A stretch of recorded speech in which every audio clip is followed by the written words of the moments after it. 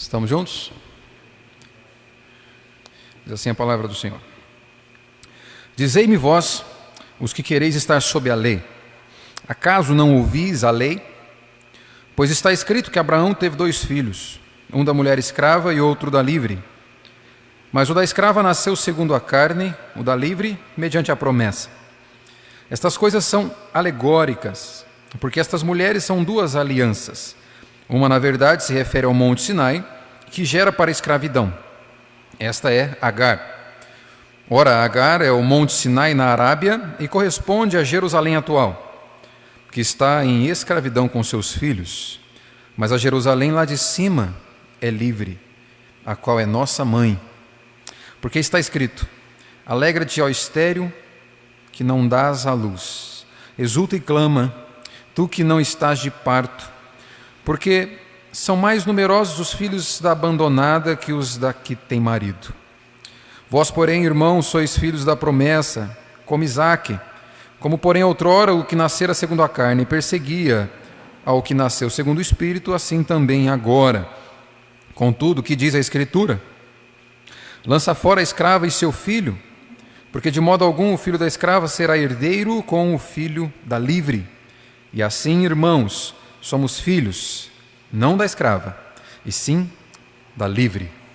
Até aqui, vamos orar mais uma vez, pedindo iluminação e a condução do Espírito Santo para essa exposição. Pai querido, nós te adoramos. Te adoramos porque Tu és o nosso Senhor, o nosso Criador, autor e consumador da nossa salvação.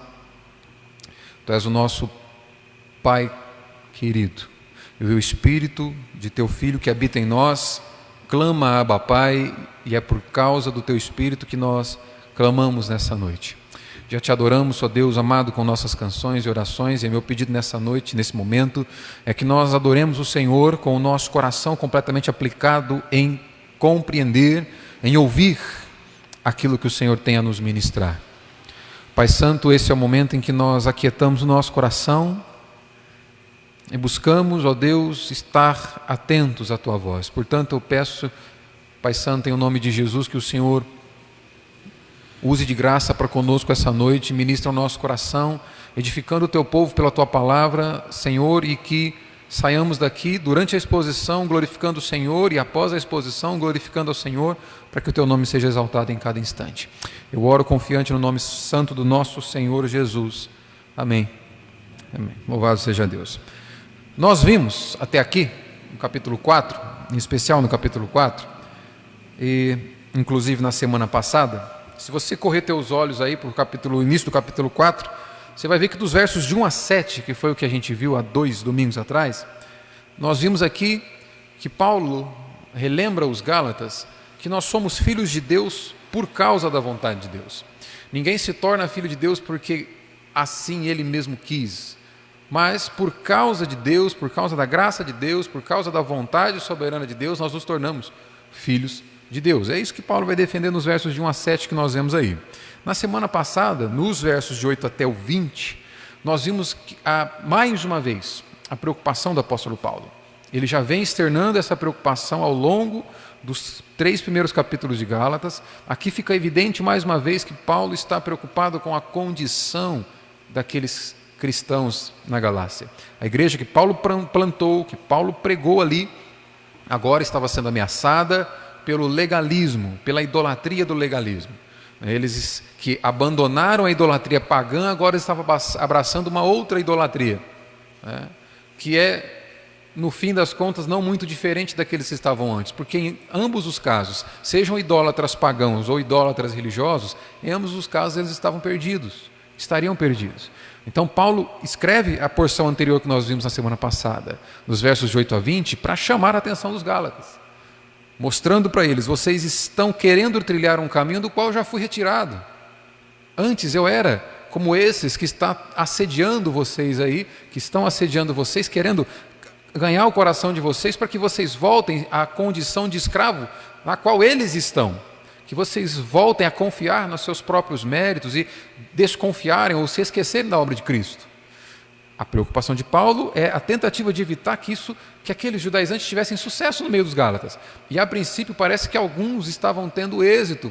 Por isso que Paulo está, usando as palavras dele mesmo, perplexo com alguns Gálatas que estavam cedendo à tentação da afronta, do assédio dos judeus religiosos. Agora aqui, a partir do verso 21, do 21 até o 31 que a gente está vendo aqui, Paulo vai fazer o seguinte: ele vai concluir o que nós vimos na semana passada por meio de uma ilustração.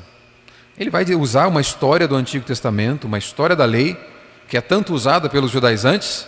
Então, ele vai argumentar, então tá bom, já que vocês querem usar a lei para defender os seus princípios aí e a doutrina de que é necessário fazer obras da lei, suplementando isso, colocando em complemento a obra de Cristo para que os homens sejam aceitos por Deus, vamos ouvir o que a lei diz. Então Paulo vai argumentar no mesmo terreno que aqueles homens estão usando, a lei de Deus, né?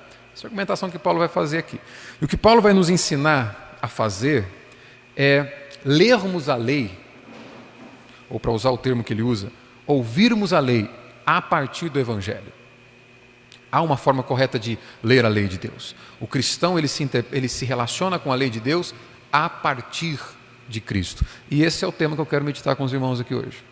A lei de Deus pelas lentes do Evangelho do nosso Senhor Jesus. E essa ilustração que Paulo está usando aqui, irmãos, ela tem por objetivo destruir qualquer argumentação dos judeus religiosos. E ela também destrói as argumentações dos religiosos de hoje em dia.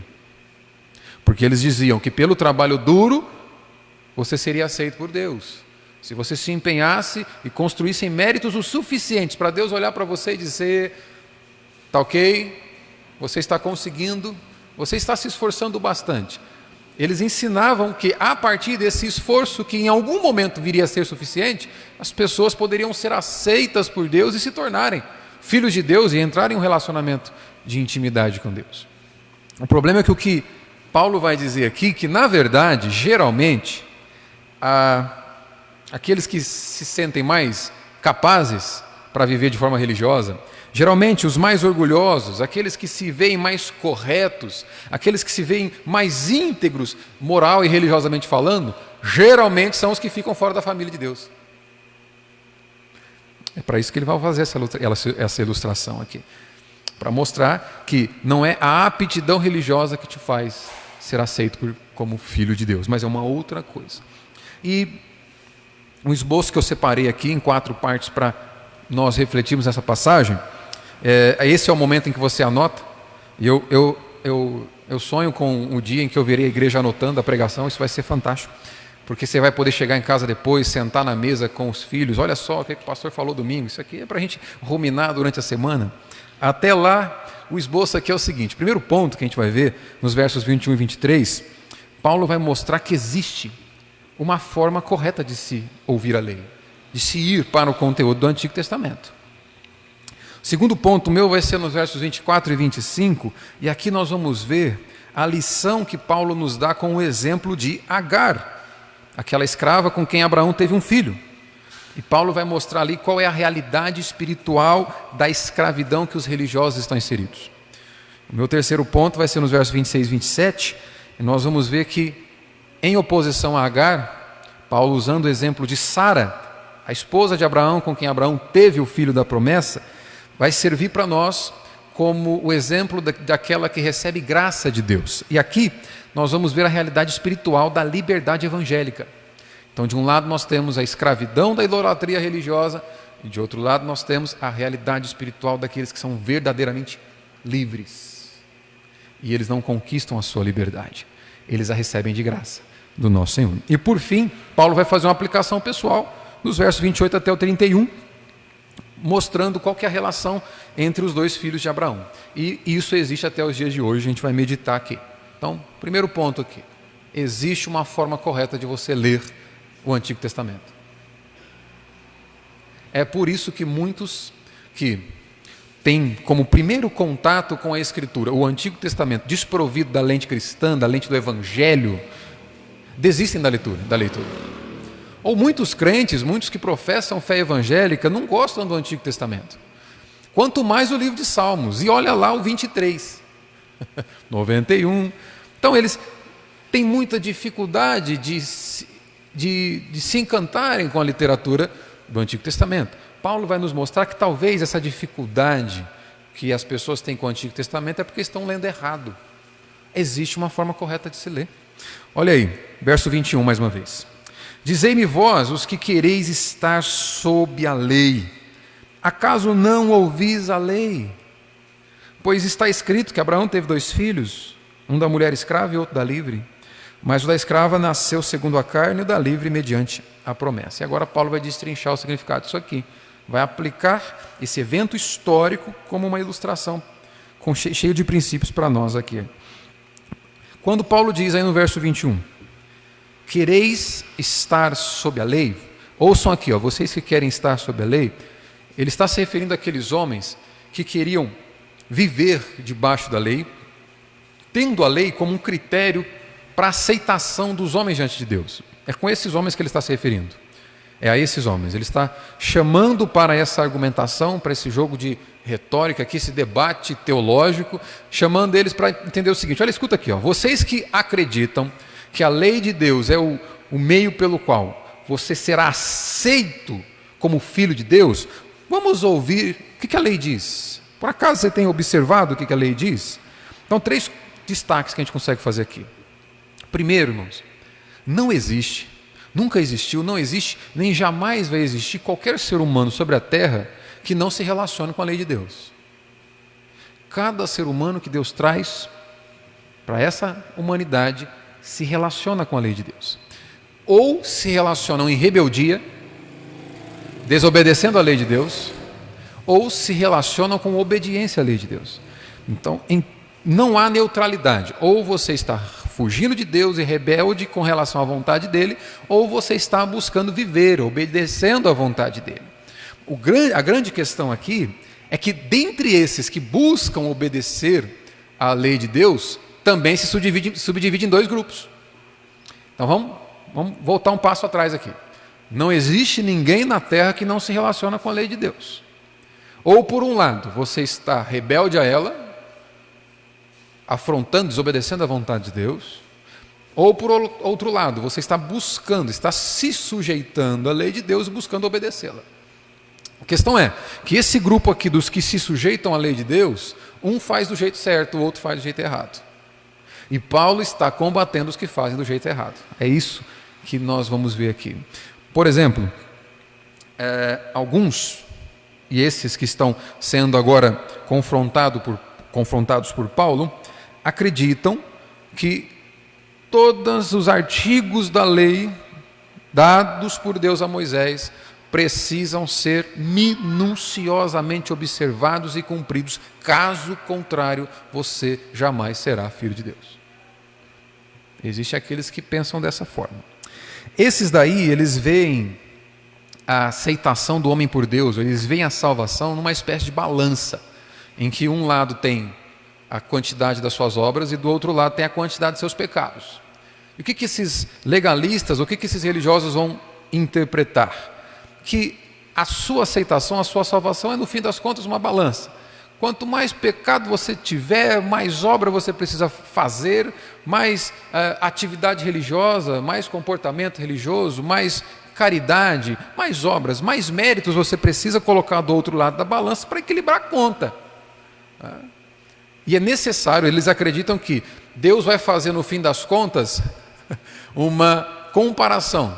O quanto de ponto positivo que você tem comparado ao quanto de ponto negativo que você tem. O quanto de boas obras você fez e o quanto de pecado você praticou. Se, no fim das contas, teve mais boas obras do que pecado, então você está aceito no céu. Os que vivem obedecendo a lei com essa motivação vai pensar isso. No entanto, existe um outro grupo, que é aquele que entende que a lei, na verdade, é a forma mais coerente que um indivíduo que já é filho de Deus tem para demonstrar amor pelo Pai. Esses vão entender o seguinte: olha, eu não obedeço, eu não me relaciono com a lei para alcançar algum favor de Deus. Eu não me relaciono com a lei numa medida de desempenho e performance, e dependendo da quantidade que eu for capaz de alcançar de méritos, Deus vai olhar para mim com olhos de favor ou de reprovação. Não, eles entendem que por causa da obra perfeita de Cristo, por causa dos méritos de Cristo, por causa do sangue de Cristo, que justifica pecadores, por causa de Cristo, já nos tornamos filhos de Deus. Portanto, a lei de Deus é a forma mais coerente, obedecer a Deus é a forma mais coerente que o filho tem para demonstrar amor. Então, são duas maneiras diferentes de se relacionar com a lei aqui. Uma ilustração para te ajudar a entender. Por conta de um trabalho que eu tenho que fazer para a faculdade, nós começamos a ver em casa uma série chamada The Good Place. Eu ia falar The Good Doctor, mas The Good Doctor não é da Netflix, é outra coisa. The Good Place. The Good Place é o bom lugar em inglês. Em resumo, é a história de 4 amigos que morrem e vai se narrar a história deles depois da morte. O que é interessante aqui? O The Good Place seria o bom lugar, mais conhecido como céu. Mas também tem o lugar ruim, mais conhecido como inferno. A grande sacada dessa série, até agora onde nós vimos, é que desses 4 amigos, os 4 estão no mesmo lugar, né? 2 desses 4 eram moralmente dedicados, faziam obra de caridade, buscavam fazer o bem para as pessoas, se empenhavam para ter boas obras, para construir muitos méritos. 2 desses 4. Os outros 2 eram completamente imorais e não estavam nem aí para o tipo de vida que viviam. Fizeram baderna na terra, não se preocuparam com moralidade religiosa, filosofia moral, nada. Rejeitaram qualquer padrão, viveram de acordo com a vontade do próprio coração. Qual que é o detalhe? Os 4 estão no mesmo lugar. Os 4 estão no inferno. Tanto aqueles que se esforçaram para ser muito bons, quanto aqueles que não se preocuparam com isso. E qual que é a grande sacada?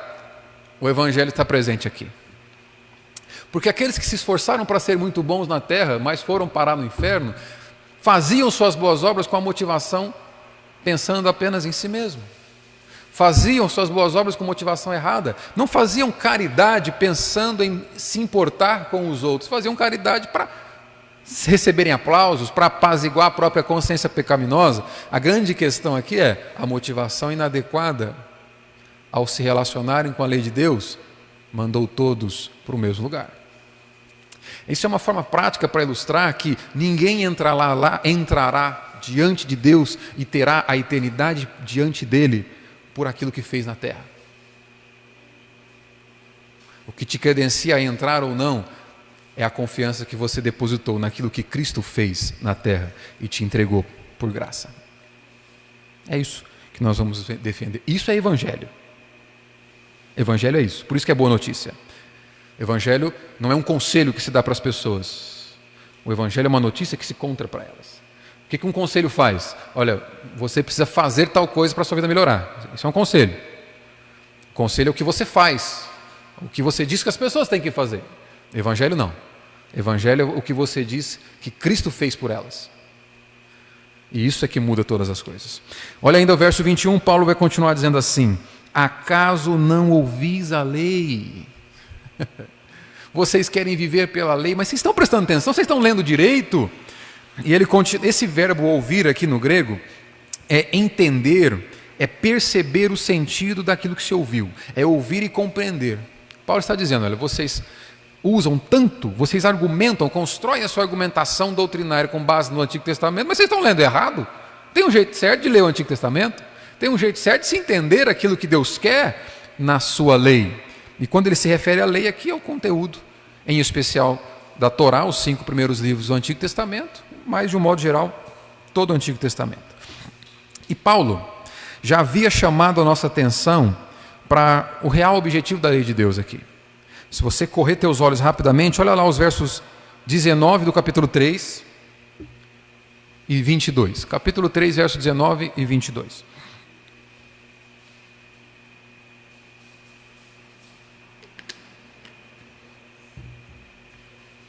Quando Paulo chama a atenção deles para que ouçam adequadamente a lei de Deus, é porque ele já havia mostrado o significado dessa lei.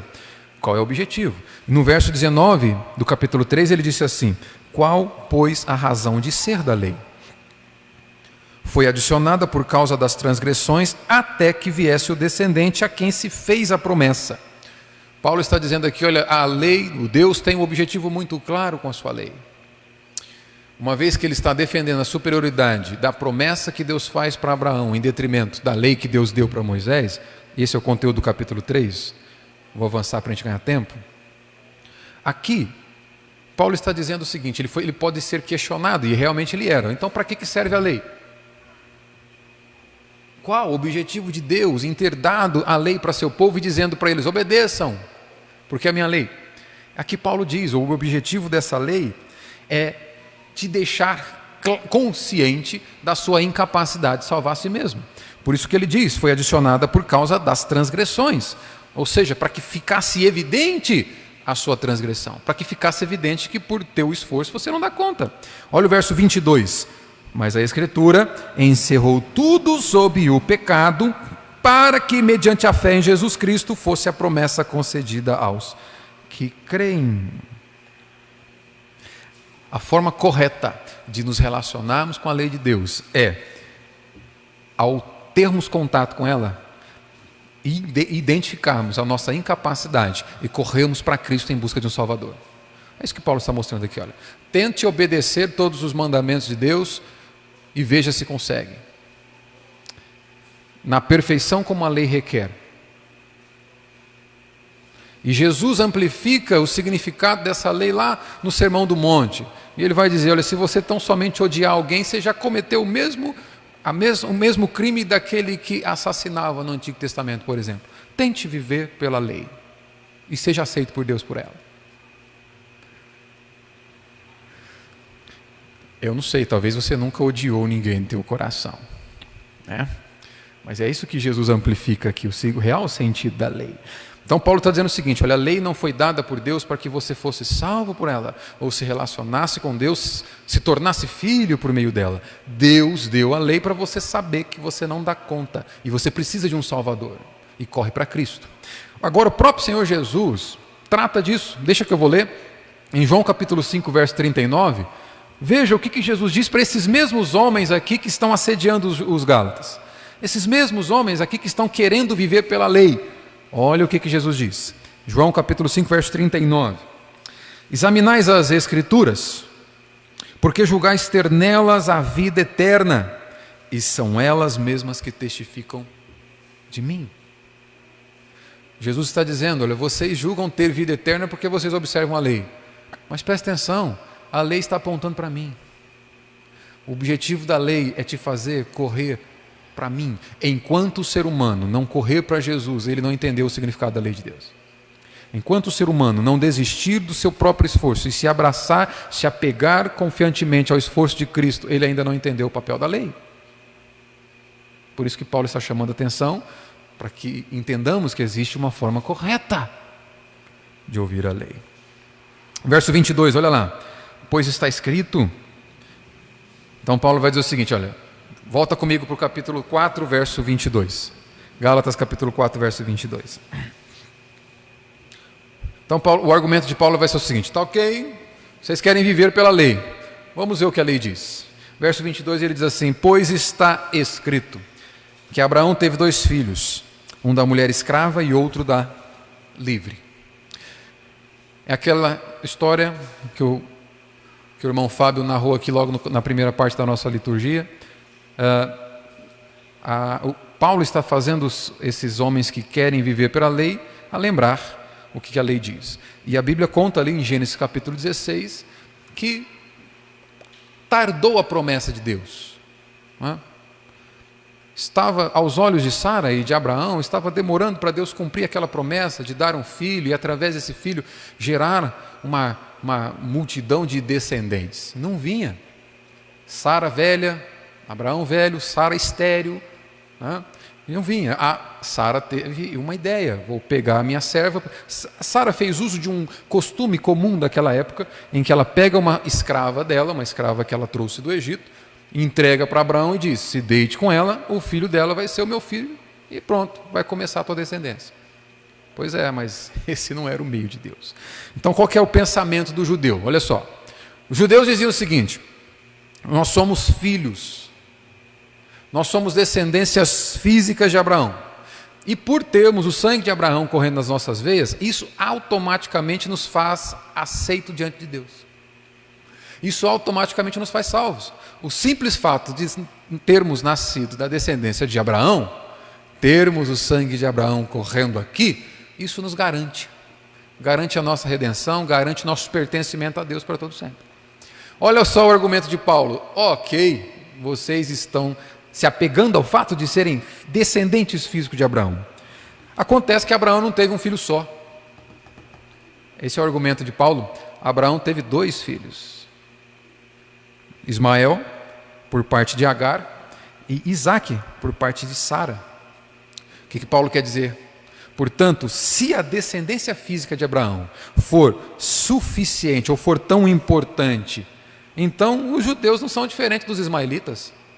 Se a descendência física de Abraão for o suficiente para que você seja aceito diante de Deus, seja automaticamente redimido ou salvo, os árabes estão na mesma condição.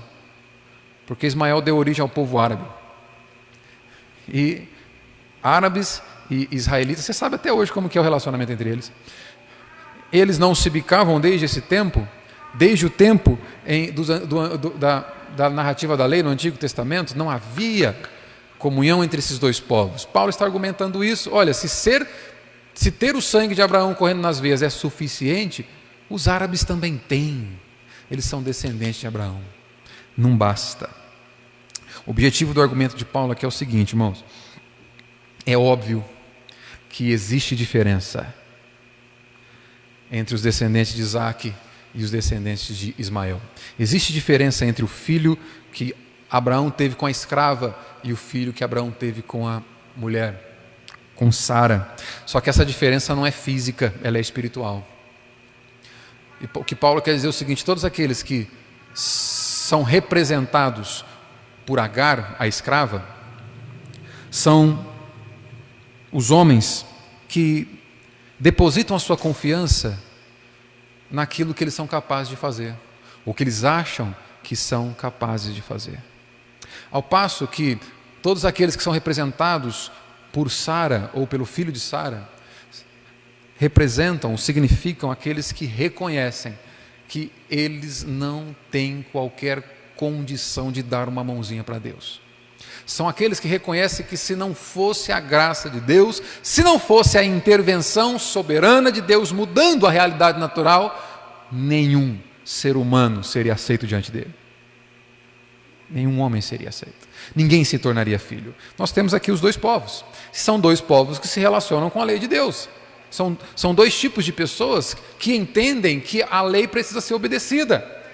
Aqueles que são representados por Agar, os filhos da escrava, que entendem que devem obedecer à lei, caso contrário, jamais Deus os aceitará. E aqueles que são representados por Isaque, filho de Rebeca, que entende que não há nada que eles façam que seja bom o suficiente para que Deus os aceite. Porque a dinâmica da balança aqui não é quantidade de obra equilibrando quantidade de pecado. Não, a dinâmica real que a Bíblia nos apresenta para essa balança é que do lado de cá temos a santidade de Deus, a lei de Deus, que é requerida, uma obediência perfeita nas Escrituras. É a lei de Deus que está do lado de cá. E não importa o quanto você coloque de obras neste lugar, você é incapaz de equalizar a conta. É como se você quisesse subir na balança para levantar Deus. Não dá. Só existe uma forma da balança equilibrar. E todo presbiteriano de Pitangueira já aprendeu. Não é? A gente já repetiu isso aqui algumas vezes. Só existe uma forma dessa balança equilibrar. Deus está sentado aqui. Como que ela equilibra? Poxa, achei que você tinha aprendido. Vamos voltar para EBD tudo de novo. Como que a balança equilibra?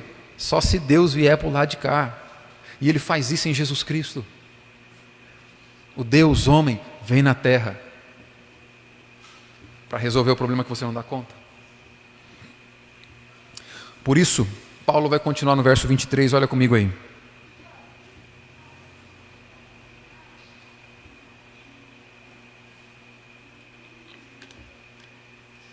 Mas o filho da escrava, nasceu segundo a carne, o da livre mediante a promessa.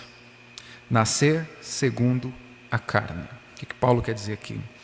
O que foi lido já pelo Fabinho na primeira parte aqui? Primeiro, Ismael, o filho que Abraão teve com a escrava Agar. Sara não podia ter filho, Sara era estéril, lembra da história? Sara não podia engravidar, mas Deus havia prometido uma grande descendência. Como que Deus vai prometer uma grande descendência e a mulher não pode engravidar? Só Deus para fazer uma promessa como essa. Mas Sara achou que ela poderia dar uma mãozinha. Sara vai pegar a sua escrava, vai entregar para Abraão e diz: se deita com ela, porque aí teremos filhos. Ela é nova, ela é bonita, vai dar um filho, uma gracinha, né? Ismael aqui era produto do esforço, do poder natural do ser humano. Não era produto de uma confiança em Deus, é produto da procriação natural que todo ser humano tem capacidade, da condição biológica.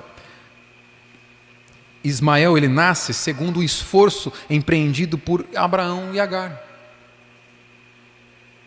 Apesar de toda a vida ser criação de Deus, é a condução natural da criação. Não houve nenhum gesto ali sobrenatural. Foi o esforço de Abraão, juntado ao esforço de Agar, com a anuência de Sara, que traz Ismael ao mundo.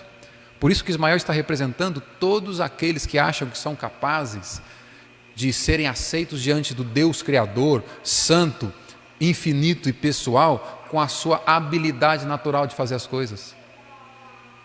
Você acredita que tem crente que acha que Deus tem que aceitá-lo porque ele é dizimista?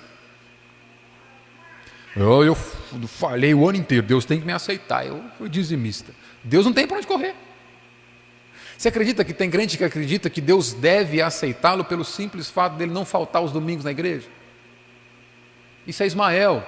Ismael representa todo aquele que desempenha esforço natural, ordinário, nada sobrenatural, e acha que por fazer isso, o soberano, rei dos reis do universo, se vê na obrigação de aceitá-lo.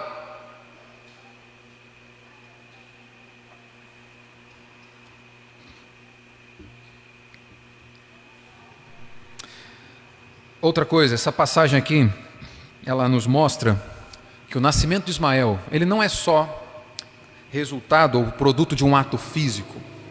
Existe aqui um plano, um propósito bem pensado e pecaminoso. Abraão e Sara, não querendo esperar o tempo da promessa de Deus se cumprir, acham que estão na condição de dar uma mãozinha. Deus determinou que o filho da promessa viria de Sara e Abraão. E é óbvio que tem que ser uma intervenção sobrenatural, porque tanto Sara quanto Abraão não podem mais ter filhos. Sara é estéril, Abraão velho, já não dá. Se não houver uma intervenção sobrenatural e direta da parte de Deus, não tem como a promessa se cumprir. E é justamente o que Deus quer. Deus quer que a promessa seja alcançada por uma intervenção sobrenatural da parte dele. Porque essa é a forma que ele determinou para que ele recebesse mais glórias. Ele não divide a sua glória com ninguém, ele não me dá a possibilidade de participarmos de alguma forma no projeto de redenção que ele estabeleceu para nós. Toda obra que você e eu fazemos, achando que isso vai somar na conta do que Cristo fez para sermos redimidos, diminui a glória da cruz. Tudo aquilo que nós fazemos, achando que Deus deve nos aceitar por aquilo que fazemos, diminui a glória de Cristo como Redentor dos homens. O que Abraão e Sara tentaram fazer aqui foi justamente a queda, ou uma repetição da queda de Adão e Eva. Olha, Deus determinou como as coisas devem funcionar, mas nós vamos assumir a responsabilidade para nós. Deus disse que virá por Sara, mas vamos fazer o seguinte, a gente vai dar um jeitinho. O autor do universo tem autoridade sobre o universo, é ele que determina as regras. Toda vez que você e eu assumimos a responsabilidade de fazer algo contrário àquilo que é determinado pelo Senhor, estamos repetindo o comportamento dos primeiros pais. Foi o que Abraão fez. Deus determinou os meios. Que meio? Será um milagre. A vinda de Isaque será por meio de um milagre. Quer saber, está demorando demais, vamos dar um jeito. Abraão e Sara assumiram a responsabilidade de fazer o milagre por si mesmo. Entenda, toda vez que você confia mais naquilo que você faz do que naquilo que Cristo fez, você está achando capaz de fazer milagre. Irmãos, a conversão de um pecador é só por um milagre. Em Efésios capítulo 1, o apóstolo Paulo deixa muito claro que foi necessário o poder que Deus usou para te fazer nascer de novo. É o mesmo poder que ele teve que usar para ressuscitar o corpo morto de Cristo depois de 3 dias. Deus estabeleceu que o seu povo seria redimido, seus filhos seriam chamados, os homens seriam salvos por meio de um milagre. Toda vez que você e eu fazemos as coisas e achamos que é isso que está nos salvando, diminuímos a glória da cruz.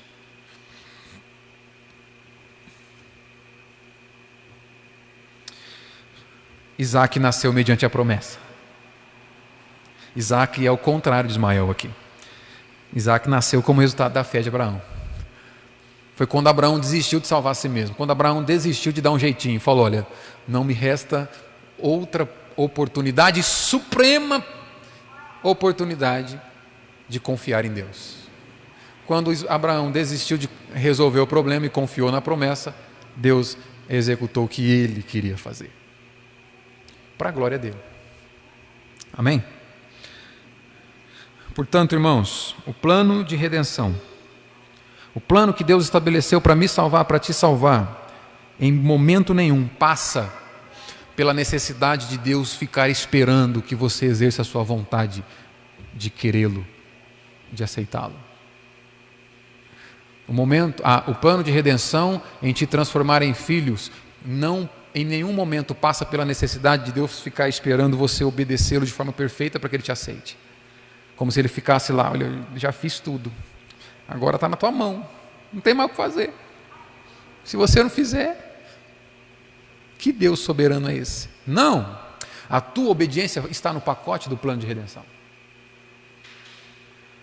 A tua obediência faz parte do plano de Deus estabelecido para a redenção. Por isso que o apóstolo Paulo diz que não fomos salvos pelas obras, mas para boas obras. Se você obedece, isso é uma evidência de redenção. A forma correta de se relacionar com a lei de Deus. Segundo ponto aqui, primeiro então nós vimos a forma correta de ouvir a lei. Agora Paulo vai nos mostrar o exemplo de Agar, e eu vou avançar mais aqui.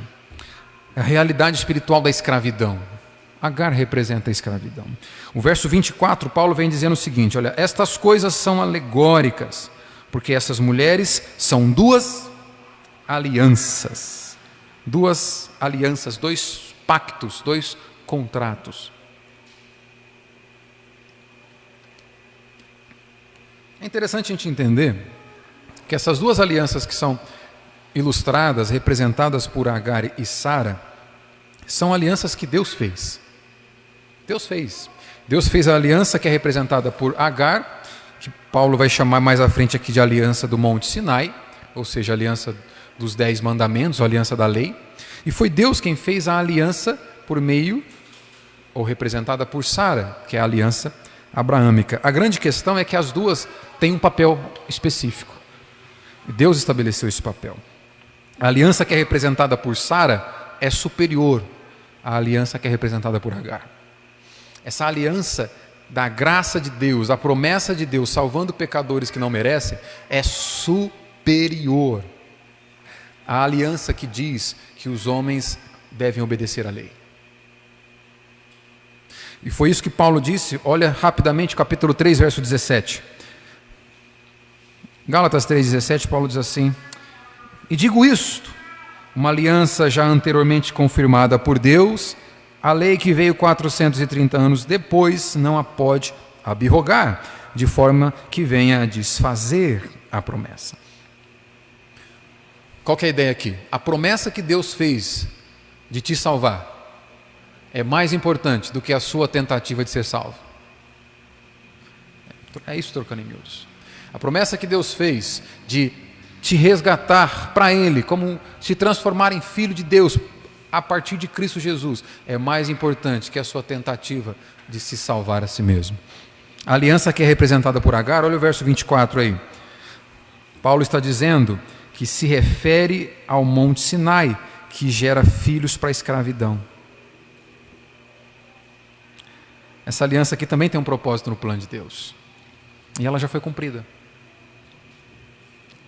Quando que a aliança do Sinai, que é representada por Agar, se cumpre? Toda vez. Olha só. Eu disse que a lei de Deus tem um propósito fundamental. Certo? E nós precisamos nos relacionar de forma adequada com ela. Quando que a lei está cumprindo o seu papel no plano de redenção? Toda vez que você se esforça. Toda vez que você se empenha. Para andar corretamente de acordo com a lei de Deus. Com todos os mandamentos. E intensificados na sua realidade por Jesus Cristo. Toda vez que você se esforça. Toda vez. E você chega à conclusão que sozinho não dá conta. Tente usar todo o seu empenho para ficar uma semana sem cometer pecado algum. Alguém aceita o desafio? Nem pensamento. Olhar para o vizinho que varreu o lixo para frente ali, deixou e não pode, nem pensamento. E aí? Depois, no final do culto, me procura aqueles que querem aceitar o desafio. Pastor, eu vou ficar uma semana sem cometer pecado nenhum. Nem um dom de língua grande, sabe? Nem esse, nem falar mal dos outros, nem pensar mal dos outros, não faz nada. Uma semana em retidão perfeita. Depois me fala. Aqui a lei cumpre o seu papel quando ela te mostra que você não dá conta e que você precisa que alguém resolva o seu problema. Agora, teve um que conseguiu fazer isso que você não consegue. E é por causa dele que você é aceito por Deus. Cristo conseguiu passar toda a sua vida na terra sem falar mal dos outros. Cristo conseguiu passar toda a sua vida na terra sem dever para ninguém. Pagou todas as suas contas. Cristo passou todos os seus anos na terra, fiel, cumpridor da lei de Deus. E ele vai dizer o seguinte: olha, está aqui a justiça que você não consegue por si mesmo. A lei cumpre o seu papel quando você reconhece que você precisa daquilo que Cristo fez. Aqui ela cumpre o seu papel. Olha só, quando Paulo diz, verso 25, ora, Agar é o Monte Sinai, na Arábia, e corresponde a Jerusalém atual. Esse é o ponto alto do argumento de Paulo, vamos ver. Que está em escravidão com seus filhos. Olha, os falsos mestres que andavam dizendo aos cristãos de os Gálatas, para se tornarem filhos de Abraão, para assim serem herdeiros das promessas de Abraão. Eles diziam, olha, vocês primeiro se tornam judeus, e aí sim, se vocês forem como a Jerusalém atual, como os atuais judeus, aí Deus aceita vocês. Paulo vai dizer, na verdade, essa Jerusalém atual aqui, são escravos. Todos esses que estão vivendo confiantes nas suas obras, são escravos, não são filhos. Ao dizer que Agar, escrava, representa a Jerusalém atual, ele estava dizendo que se os Gálatas dessem ouvidos aos legalistas judeus, eles estariam abrindo mão de um relacionamento que eles já estavam provando, de relacionamento de intimidade com Deus, para entrar de novo dentro dos muros da escravidão da lei. Jesus também tratou disso. Eu vou ler para a gente ganhar tempo. Lá em João capítulo 8, no verso 31 até o 36, Jesus disse assim: disse, pois, Jesus aos judeus que haviam crido nele. Esses judeus, esses da Jerusalém atual, que se achavam automaticamente como descendente de Abraão, portanto, em aliança com Deus. Jesus diz para eles o seguinte: se vocês permanecerem na minha palavra, serão verdadeiramente meus discípulos. Conhecereis a verdade e ela vos libertará. Abre parênteses. É interessante ver como que isso aqui virou batido no Brasil hoje, né? Depois que virou slogan político, perdeu-se o real sentido dessa frase. Fecha parênteses. Jesus diz, conhecereis a verdade e a verdade vos libertará. Os judeus ouvindo aquilo, tu vai dizer, você está louco? Como assim? Livres. Nós somos descendentes de Abraão. Eles continuam assim: somos descendentes de Abraão, jamais fomos escravos de alguém. Como você diz que nós vamos ser livres se nós te seguirmos? Jesus responde: em verdade te digo, todo que comete pecado é escravo do pecado. O escravo não fica para sempre na casa, o filho sim, para sempre. Se, pois, o filho vos libertar, verdadeiramente sereis livres. Eles trazem para a discussão o mesmo argumento que eles levaram para o apóstolo Paulo. Nós temos o sangue de Abraão nas veias, portanto nós estamos em aliança com Deus. Jesus vai dizer, na verdade vocês são escravos, vocês não são filhos. Ismael também era filho de Abraão e não deixou de ser escravo. E Jesus vai dizer aqui, olha, só existe uma forma de você se tornar filho de Deus. E não é continuar agindo como escravo. A única forma de você se tornar filho de Deus é se apegando a mim. Por isso que ele finaliza o verso 36 dizendo: se, pois, o Filho vos libertar, verdadeiramente sereis livres. É concorrência desleal, né? Se, pois, o Filho. Isso me leva ao meu terceiro e último ponto. O quarto vai ser minha conclusão. Depois de mostrar que Agar representa o relacionamento daqueles que ainda estão debaixo da lei, portanto em escravidão, Paulo agora usa o exemplo de Sara para explicar o que é graça de Deus. Olha só o verso 26, ele vai dizer o seguinte: mas a Jerusalém lá de cima é livre, a qual é nossa mãe. Essa palavrinha que inicia o verso 26 precisa prestar muita atenção, principalmente quando Paulo usa. Esse mas aqui muda todo o sentido do que ele vem argumentando até agora. Ele disse, olha, a Jerusalém daqui de baixo, a Jerusalém que é composta pelos religiosos, essa igreja que é composta por aqueles que acreditam que estão se relacionando com Deus, porque estão cumprindo todas as suas obrigações, a Jerusalém composta pelos homens que cumprem suas obrigações e que fazem o mínimo, essa é daqui de baixo. A nossa não, a nossa é de cima. A verdadeira igreja, a verdadeira Jerusalém é de cima. Esse é o argumento dele aqui. Ela é a nossa mãe. Aqui a gente tem uma oposição clara entre a vida por religião e a vida vivida pela graça de Cristo. A Jerusalém que representa a verdadeira igreja. Essa Jerusalém atual, dos homens que confiam em si mesmo, irmãos, olha só, foca em mim aqui. Paulo chama de Jerusalém atual e não de Jerusalém futura, por exemplo. Ou Jerusalém da terra. Ele já parte do entendimento que aqueles homens que estão confiando na sua própria habilidade estão na sua condição natural. Foi assim: Agar gerando um filho de Abraão está usando da sua condição natural. Não tem nada milagroso aqui. Nada milagroso. Ele está dizendo que essa igreja que vive confiante na sua condição natural, ou que é formada por homens não nascidos de novo, não tem nada de sobrenatural ali. São homens carnais querendo servir a um Deus que é espiritual. Não dá certo, não vai rolar. E a contraposição é algo muito sério que ele está dizendo aqui. Ele está dizendo, a nossa Jerusalém é lá de cima. A verdadeira igreja composta...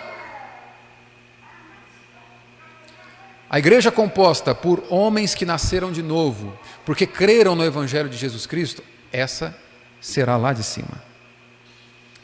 A falsa igreja, composta por homens que estão ainda confiando na sua capacidade de fazer acontecer, jamais sairá daqui de baixo.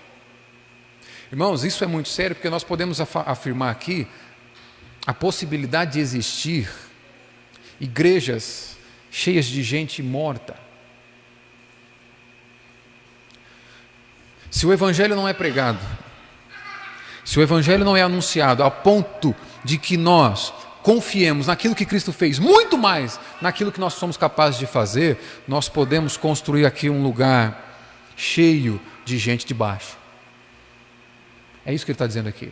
A Jerusalém lá de cima é aquela formada por pessoas que nasceram de novo. Essas pessoas que nasceram de novo são aquelas que confiaram naquilo que Cristo fez e não nos que elas fazem. São pessoas que estão se relacionando com Deus a partir de Cristo, da sua confiança em Cristo, e não estão em um relacionamento de obrigação com o Senhor, achando que o cumprimento das suas obrigações pode salvá-los. Essa é lá do alto. A igreja composta por aqueles que não creem em Jesus Cristo dessa forma, sempre serão Jerusalém de baixo. Sempre serão daqui.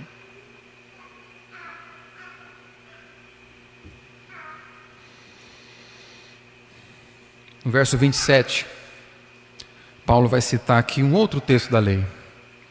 Paulo vai citar o texto de Isaías aqui agora, mostrando que a verdade do Evangelho está presente em toda a lei. Olha só o verso 27 do capítulo 4 comigo.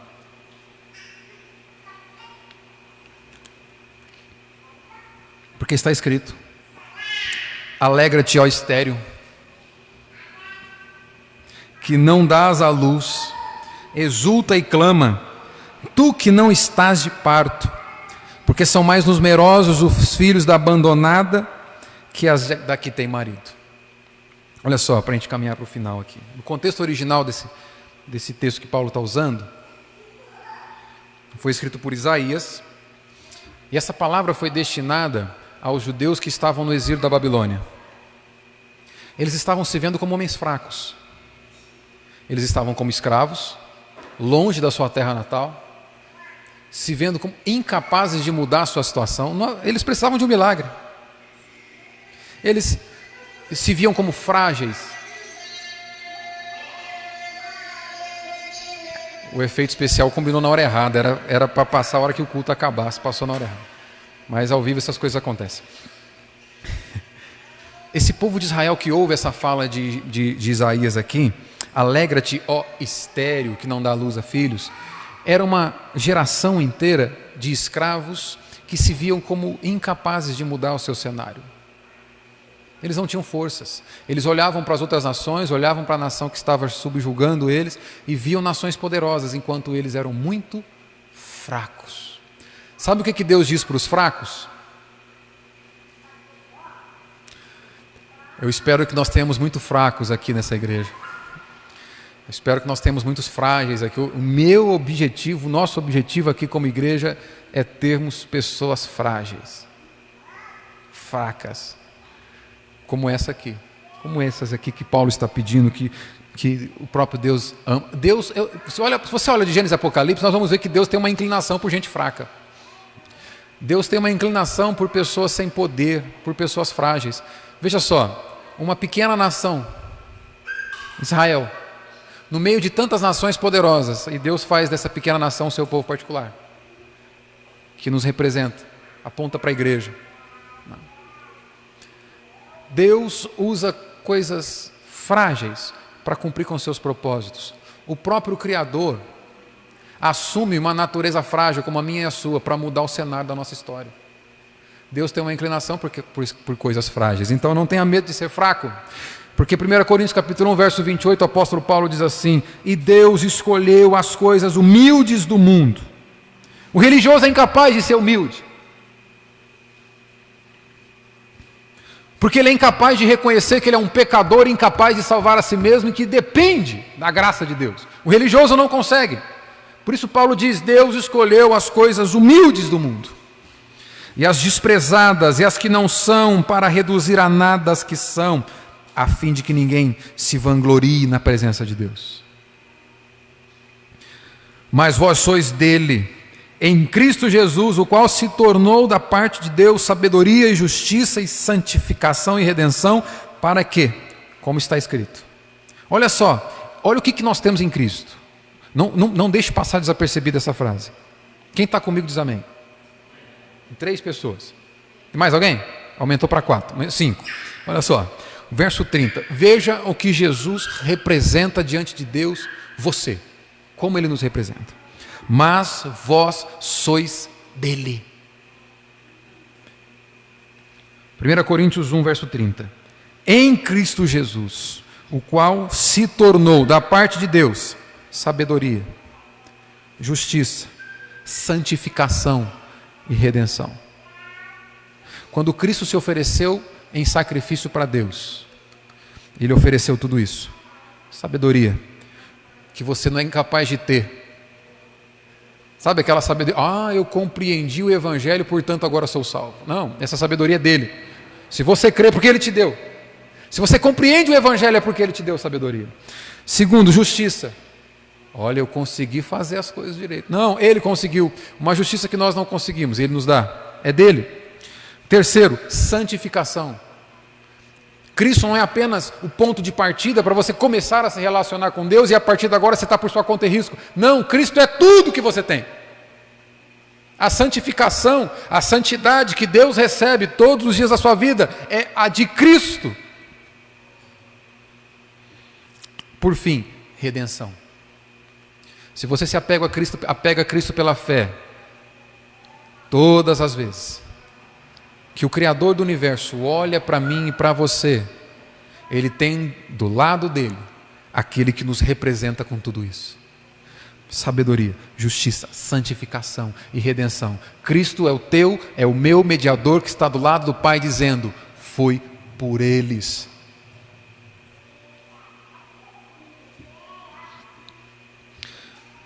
Por meio de uma mulher incapaz de gerar filhos, Deus gera uma grande nação.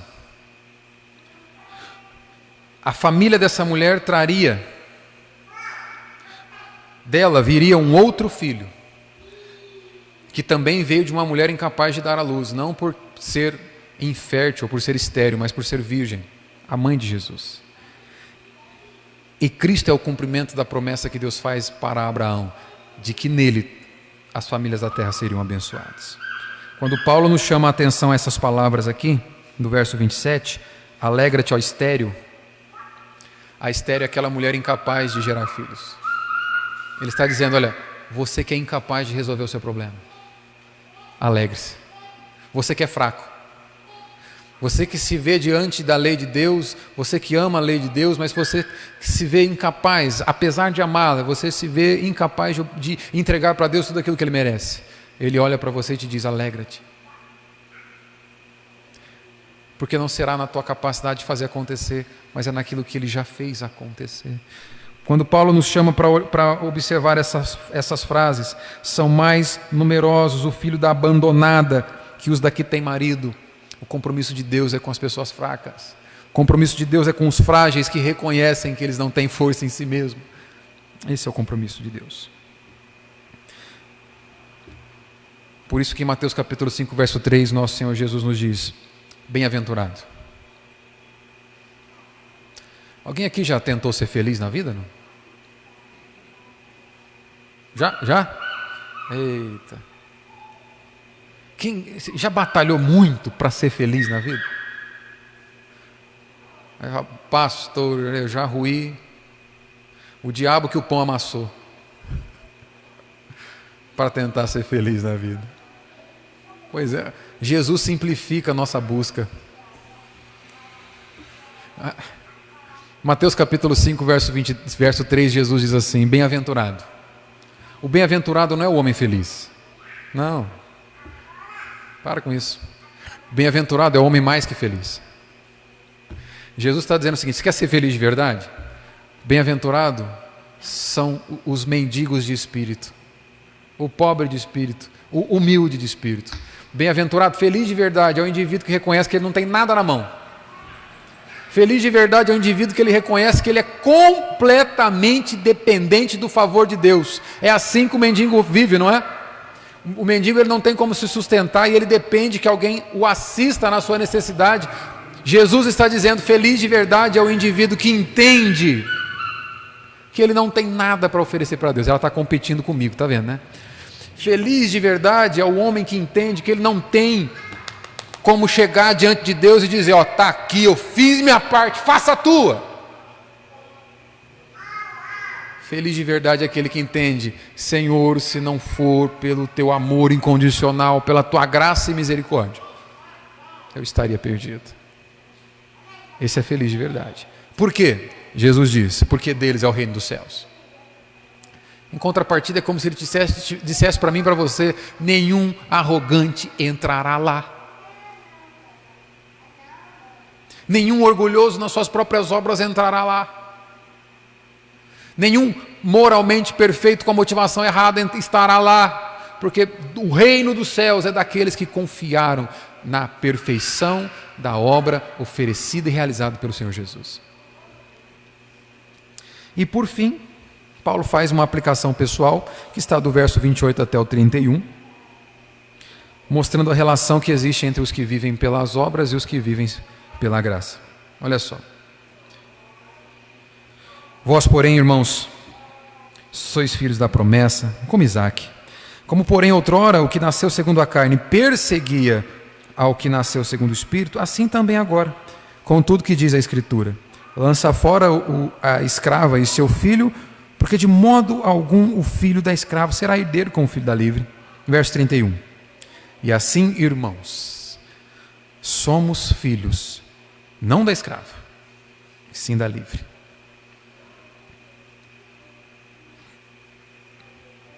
Paulo está mostrando de forma muito clara aqui, todos aqueles que buscam a salvação pela obediência da lei, sempre perseguirão os filhos da mulher livre.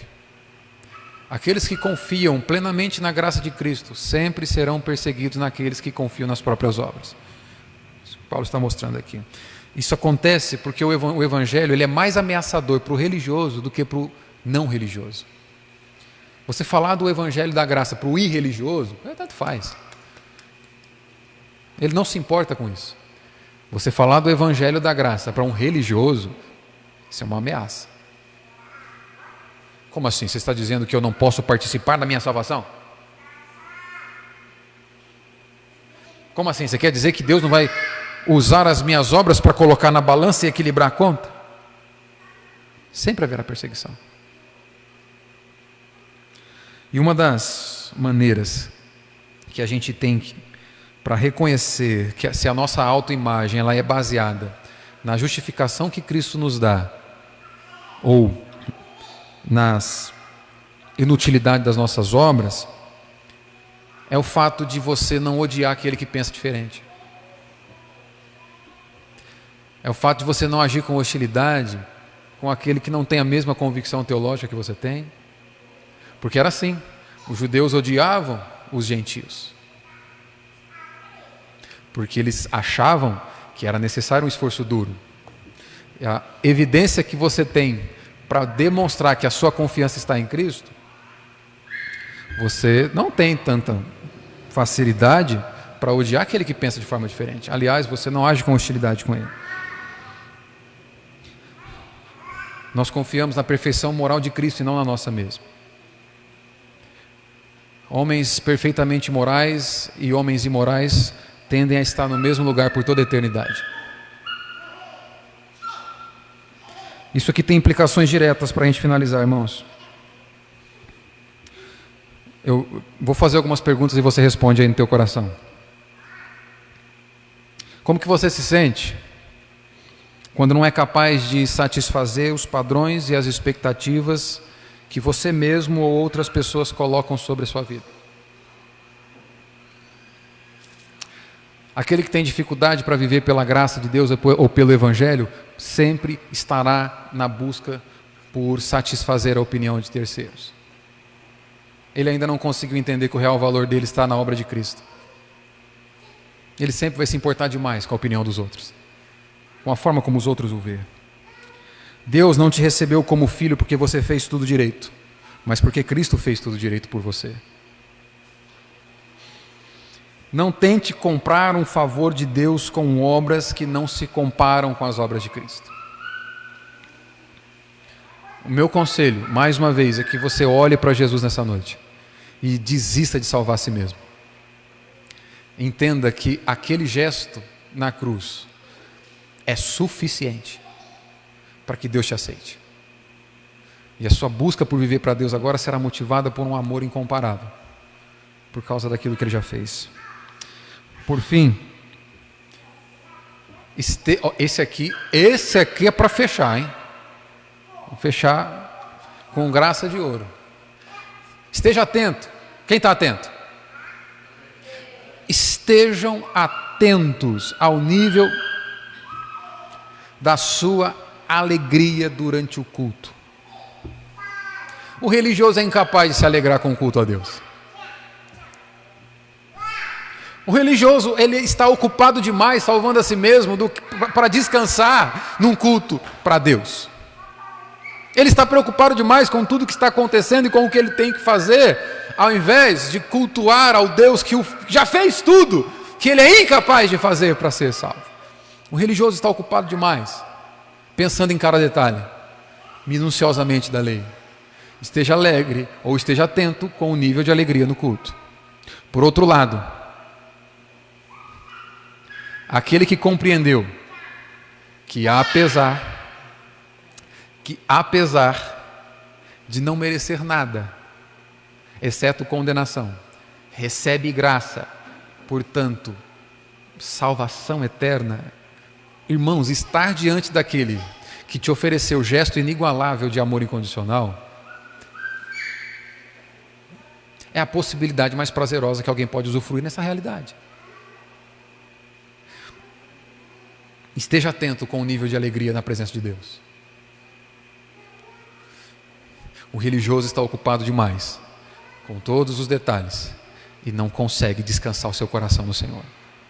Mas o que vive pelo Evangelho, o que entendeu que ele já é filho, aquele que entendeu que ele não precisa se esforçar para se tornar filho, mas ele já é filho de Deus, esse consegue usufruir com prazer e contentamento a presença do Pai. Esteja atento à alegria durante o culto. Quero te convidar a baixar tua cabeça e fechar teus olhos.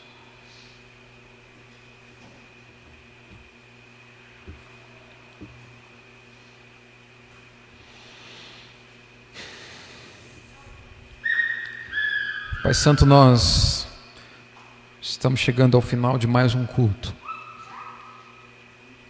onde mais uma vez nós meditamos sobre verdades que são eternas e são caríssimas e valiosas para nós, valiosas para o Senhor.